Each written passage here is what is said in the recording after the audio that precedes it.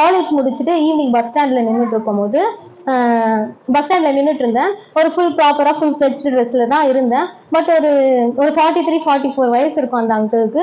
அவங்க என்னதான் பார்த்துட்டு இருந்தாங்க. கொஞ்சம் தூரமா தான் இருந்தாங்க. பட் அவங்க என்ன பார்த்துட்டு இருந்தாங்க. எனக்கு ரொம்ப கஷ்டமா இருந்துச்சு. என்னன்னா நாங்க அப்போஸ் பண்ண முடியாது அண்ட் நாங்க எதுவும் பண்ண போறது இல்லை. அவங்க ஜஸ்ட் பாக்குறாங்க, நம்மளால அங்க எதுவும் பண்ண முடியாது. பட் ஸ்டில் எனக்கு ரொம்ப கஷ்டமா இருந்துச்சு. என்ன இவங்க அவங்களோட பொண்ணு வயசு இருக்கும் எனக்கு, நான் மட்டும் அங்க நிக்கிறதுனால அவங்க என்ன பாக்குறாங்களே அப்படின்னு சொல்லிட்டு எனக்கு ரொம்ப கஷ்டமா இருந்துச்சு. அப்ப வந்து நான் லிட்டரலா எனக்கு அழுற ஃபீல் வந்துச்சு. சரி, நான் வந்து ஏசப்பா என் கூட இருக்கிறான்னு சொல்லிட்டு நான் ப்ரே பண்ணிட்டு விட்டுட்டேன். ஏசப்பா நான் போற வரைக்கும் என் கூட இருங்க, எதுவும் இருக்கக்கூடாதுன்னு சொல்லிட்டு. அதுக்கப்புறம் பஸ் வந்துச்சு, நான் பஸ்ல உட்காந்துட்டேன். பட் எனக்கு அப்பவும் அதே யோசனை தான். என்ன யோசனைனா, அப்ப வந்து அவங்களோட பொண்ணு வயசு இருக்கு எனக்கு, அவங்களுக்கே தெரியும் அது தப்புன்னு. பட் ஸ்டில் அவங்க பாக்குறாங்க.